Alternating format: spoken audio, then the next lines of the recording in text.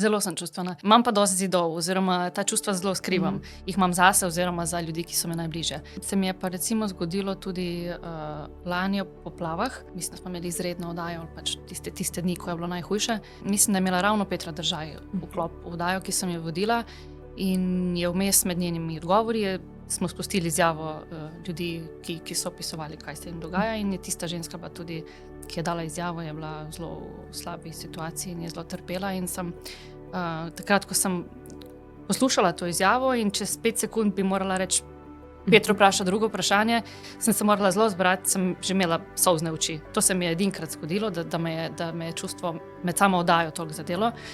Pa ne, da sicer ne bi čutila med oddajo, ampak takrat je adrenalin toliko visoko in tudi se moraš profesionalno zbrati, ne moreš svojih čustev metati naprej, ker je informacija v ospredju.